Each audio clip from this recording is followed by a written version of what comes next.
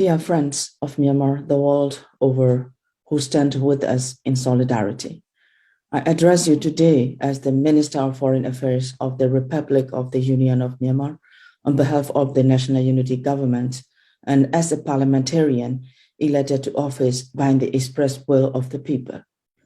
As August 1st marked 18 months of the People's Revolution, 18 months of shared struggle of resistance, of national unity against an illegal military junta bent on destroying this dutiful nation.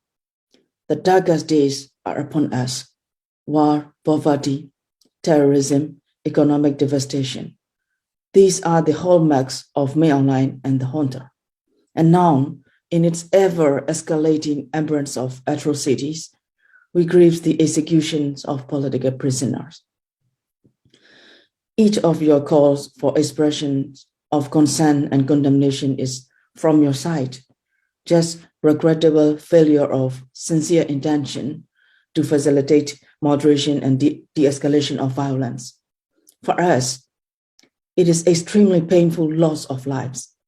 For us, it is burning the houses and whole villages, destructions of most basic condition for life of tens of thousands and hundreds of thousands ordinary people who anyhow have lived on the edge of poverty and in constant struggle to sustain their families.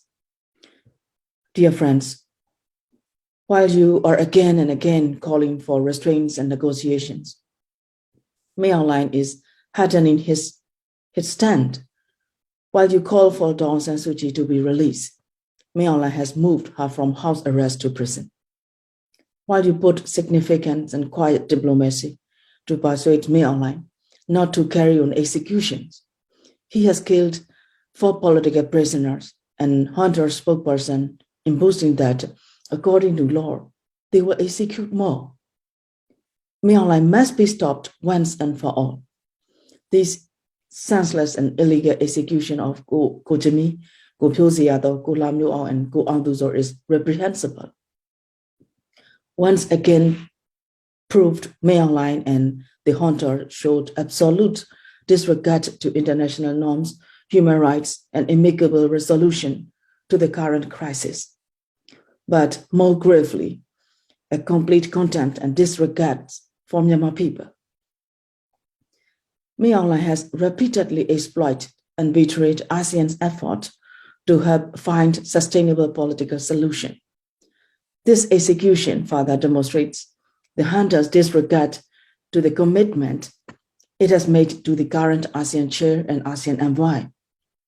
Indiscriminate bombings, murder, arbitrary arrest, and detentions and destruction of properties are intolerable now for our people in every corner of our society. Dear friends, how many more lives does the international community need before it can act decisively against the hunters? Weapons for Ukraine's, airlifts from Afghans, and deafening silence from Myanmar people. Who are we to you now? Are we expected to suffer their atrocities rather than and more than others? Endless debate on legitimacy and credentials, statement of condemnation, leveraging humanitarian access here and there.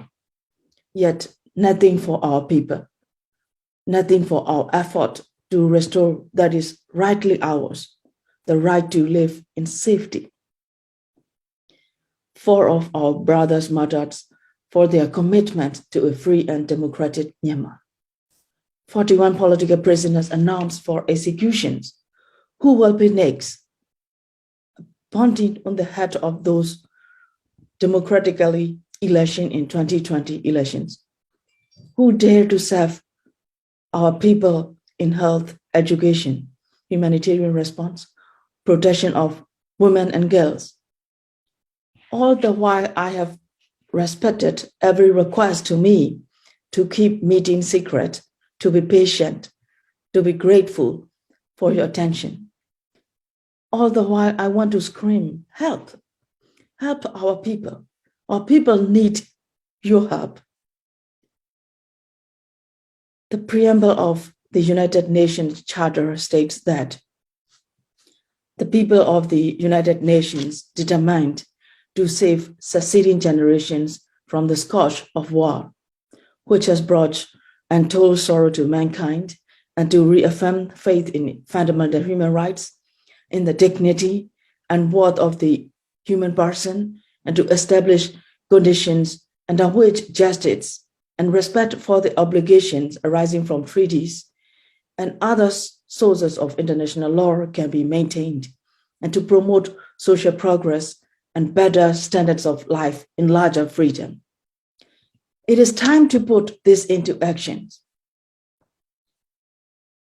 To the United Nations member states, Security Council, and international community, we appreciate the statements of condemnation of the executions, our friends, but without practical actions, it is hollow words. Effective, decisive, and united collective action is needed immediately. Cut the revenue streams of Myanmar and his terrorist army as efficiently as possible.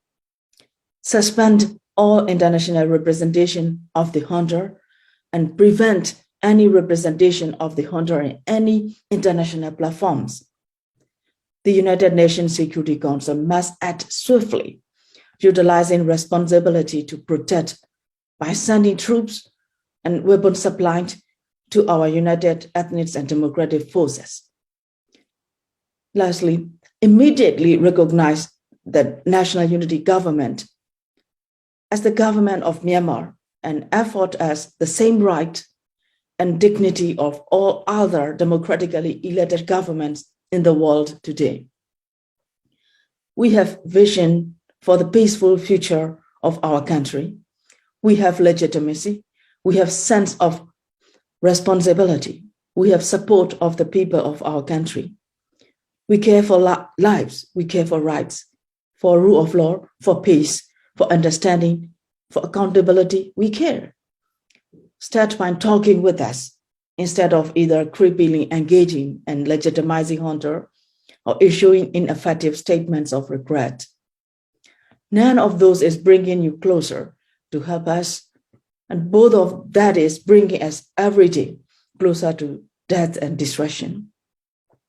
As our people died in every day in the IDP camps and in their homes, and people defense forces trying to protect themselves, we compel international partners to exhaust all possible political and diplomatic means to help realize our yearning for safety, stability, peace, and freedom from the junta's dictatorial rule.